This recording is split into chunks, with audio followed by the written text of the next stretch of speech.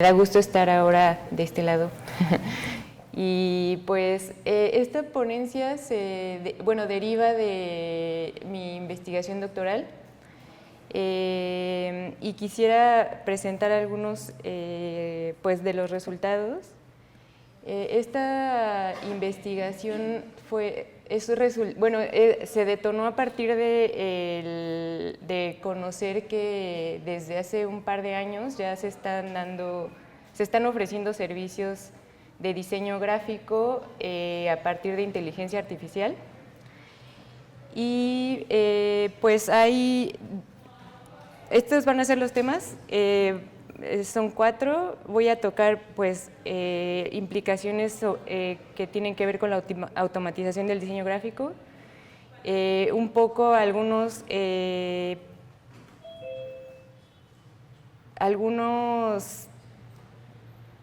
avances y algunos trabajos que se hicieron en Ulm que veo relacionados con esto. Algunos límites que he visto en el paradigma que se ha tenido del algoritmo que influencian mucho trabajos como los que se han hecho en Ulm y un poco ya cerrando explorar el concepto de incomputabilidad y cómo esto establece puentes de cómo funciona el machine learning. Y bueno, en cuanto a la automatización del diseño gráfico, como les decía, pues ya hay muchos servicios en internet que ofrecen el diseño automatizado, sobre todo de logotipos, y poco a poco se va aumentando la oferta. Ahorita ya se pueden encontrar videos, banners y materiales para redes sociales que se hacen de manera automatizada, pero hay un caso que me parece pues importante por la cantidad de trabajos en diseño que hace. Este es un modelo de red neuronal que se llama, bueno, lo nombraron Nikolai Ironov, y este diseñador, como lo llaman, forma parte de un estudio de diseño que se llama Art Lebedev, que da servicios con base en Moscú. Y pues este modelo de inteligencia artificial hace un montón de cosas, desde branding, identidad visual, videos, páginas web, señalética, incluso soluciones para la optimización de rutas en diversos espacios. Aquí mi interés por investigar el diseño, cómo esto repercute en el diseño gráfico ha recaído más en preguntarme qué pasa con la automatización en sí misma. Entonces, bueno, estos son algunos ejemplos de lo que ha hecho ya Nikolai Ironov. Y bueno, entonces, para este diagrama tomo en cuenta el trabajo de Luciana Parisi, que habla sobre cómo la automatización, aparte de los avances que se han hecho en cuanto al desarrollo de algoritmos y en sí misma la inteligencia artificial, pues tiene que ver mucho con cómo se han hecho trabajos de abstracción, infoproducción y análisis estadístico de pues, la acción humana en sí misma. Entonces, a mí me ha interesado ver cómo estos 3 elementos ya pueden ser vistos en cómo comprendemos el diseño, incluso desde antes de la aparición de la inteligencia artificial. Entonces, esto me resuena mucho con este comentario que se hace en un video de presentación de Nikolai Ironov. Él es Sergei Kulinkovich, quien forma parte del equipo que desarrolló a Ironov, y él expresa: hemos convertido nuestra experiencia en diseño en un producto. Ahora las personas tienen acceso a nuestro expertise y nuestro tiempo personal no es un cuello de botella. Entonces, me interesa mucho cómo se hace del expertise del diseño, pues el dataset que alimenta los modelos de inteligencia artificial, ¿no? Entonces, aquí me interesa mucho retomar el ejemplo de la escuela de Ulm, sobre todo porque pues, ya tiene una clara influencia del desarrollo de computadoras, aún que en la escuela no había computadoras para hacer diseño, pero ya había una gran influencia de cómo funcionan los algoritmos en el trabajo de teorización que surgió en la escuela. Uno de las figuras importantes que surgen en Ulm es Max Bense, que habla sobre… Él retoma mucho sobre la lógica y las matemáticas en su propuesta de una estética informacional. Y destaca la gran relación que él veía entre el arte y las matemáticas. Entonces, me interesa mucho retomar su caso porque desde su perspectiva toda expresión del espíritu artístico implicaba procesos de selección, transporte y reordenación que eran susceptibles de un análisis discursivo que tuvieran en cuenta la estadística y el cálculo. Como se puede observar en la perspectiva de Bense, ya hay una inclinación particular de los procesos de inscripción del diseño que se orientaba hacia la matematización y la esquematización. La perspectiva de Bense fue compartida por otros teóricos,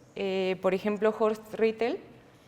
quien señalaba que la instrumentalidad que podía alcanzar el conocimiento que se tenía del diseño tenía que ver con la posibilidad de definir los componentes del proceso de diseño bajo la circunstancia C, una acción A lleva al estado T. Entonces hay como todo este proceso de abstracción y de matematización. Esta es una fórmula que él propone para el análisis de cómo medir el desempeño de un diseño. Entonces aquí, por ejemplo, P hace referencia a la medida en sí del desempeño, que tiene que ver con la función de las variables expresadas por la letra D, que es en sí las variables del diseño, y C, las variables contextuales. Entonces aquí hay como todos estos procesos ya de abstracción que están influyendo en la manera de entender al diseño desde los años 70.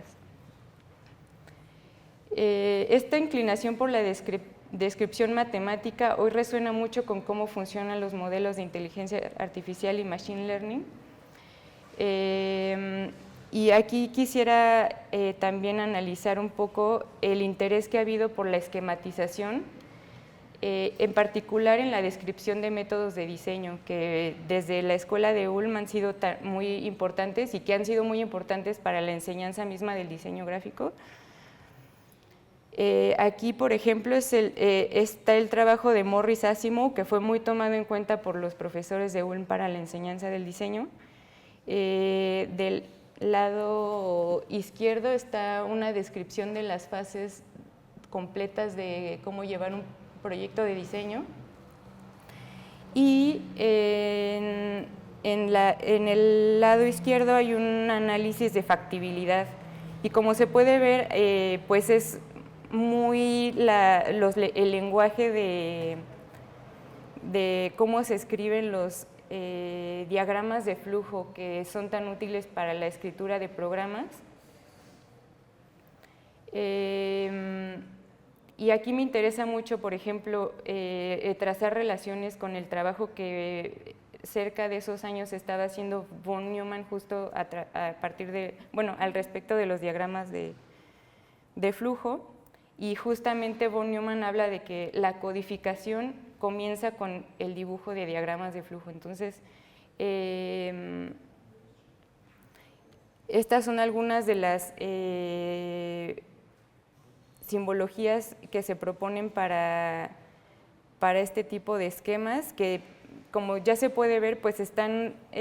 contemplando la descripción de procesos que no son tal cual lineales,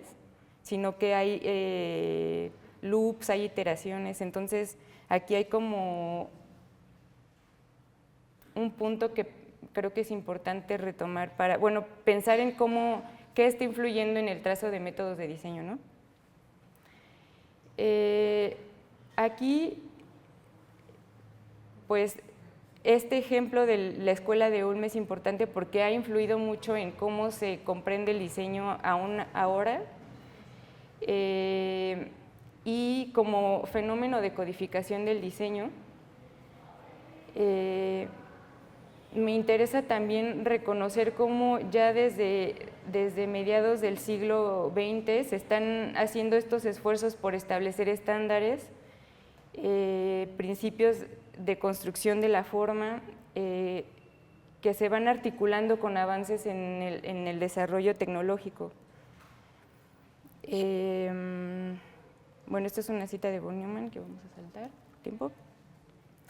Pero, por ejemplo, aquí me interesa establecer estos puentes entre lo que se ha trabajado en cuanto a la teorización y el desarrollo de modelos a partir de los cuales describir procesos de trazo de formas y cómo estos han sido útiles para el desarrollo de programas y de sistemas que desde una computadora controlen la producción gráfica. Entonces aquí está un esquema que propone Alberti hacia 1500 para explicar la herramienta de la pirámide visual y cómo esto, del otro lado ya Sutherland en los años 70,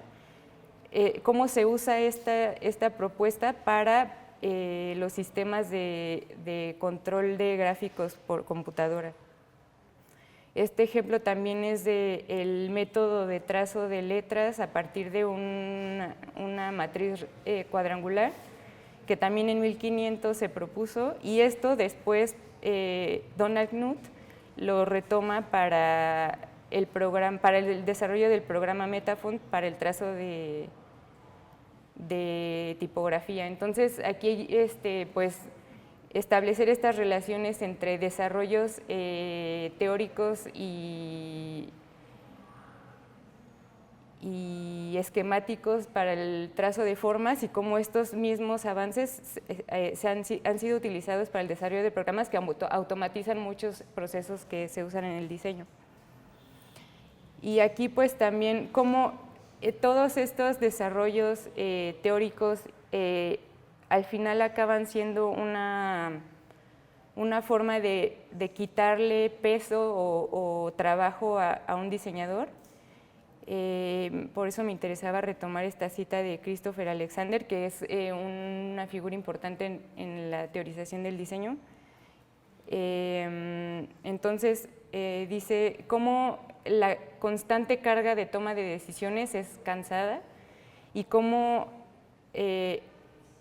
se puede evitar usando reglas y prescripciones, que son estos métodos de diseño, estas reglas para construir formas y demás. Y aquí me interesa reconocer que todos estos acercamientos que se han hecho a pues, esquematizar el diseño tienen que ver con una forma de entender los algoritmos como instrucciones lineales, como lo habíamos visto ya en exposiciones anteriores. El trabajo que se hizo en Ulm, que tiene que ver con esta descripción de esquemas, de un paso que lleva al otro y demás, también se articula con trabajos que se hicieron en el MIT, pues para automatizar el diseño gráfico. Entonces se llevaron a cabo, lo analiza Daniel Cardoso, que se llevan en el MIT trabajos de, bueno, vamos a ver cómo diseña alguien y que nos describa todo su proceso, y pues ahí se encontró la dificultad de que pues para una persona es muy difícil explicar qué está llevando a cabo al diseñar. Entonces esto se relacionó con, bueno, es que son artistas, entonces no tienen una formación analítica y pues hay unos procesos de caja negra que no se pueden describir. Entonces pues eso hace muy difícil automatizar el diseño y nos vamos a limitar a pues desarrollar sistemas que automaticen ciertas partes. Yo creo que esta forma de entender la posibilidad de automatizar el diseño se relacionaba con esta idea de el algoritmo como una descripción exacta de procesos que se desean desarrollar, que pues es un concepto que estaba todavía entre los 70s y 80s, pero el Machine Learning ahora nos confronta con una nueva concepción de lo que es un algoritmo, que tiene que ver con una estructura mucho más flexible y adaptativa. Entonces, aquí me interesa mucho el trabajo que hace también Luciana Parisi respecto al concepto de incomputabilidad, según lo trabajó Alan Turing, que habla de todos estos procesos que son muy difícilmente pues programables y procesables a través de un cálculo de una computadora. Entonces yo creo que los desarrollos de Machine Learning abrazan esa idea de lo incomputable y podemos ver, por ejemplo, este modelo lo presentó Christopher Jones para hablar sobre los métodos de diseño de caja negra y que habla de todos estos procesos creativos que son difícilmente verbalizables y comprensibles, y habla de ellos como procesos de caja negra. Estos procesos de caja negra son muy importantes también para el desarrollo de modelos de inteligencia artificial, y tiene que ver con todos estos procesos que pasan dentro de este espacio latente, que son estas capas intermedias de un modelo de red neuronal, y que pues se ha peleado mucho esta idea de que muchos de los programadores y desarrolladores en realidad no tienen una idea muy clara de qué está sucediendo allí. Entonces, a mí me interesa relacionar esta forma de entender el diseño y de cómo al final esta forma de abandonar la idea de programar tal cual todos los pasos en un programa, más bien el Machine Learning se ha enfocado más bien en enseñar a una máquina a aprender a partir del análisis estadístico de un dataset.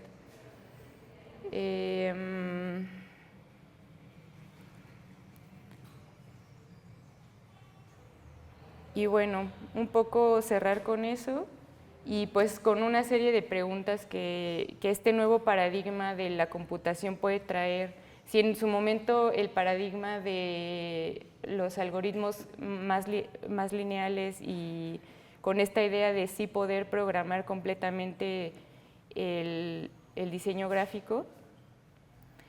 pues marcó una serie de pautas que llevaron como al desarrollo de métodos, a la cientificación y a la racionalización del diseño, como ahora el Machine Learning nos está poniendo enfrente un nuevo paradigma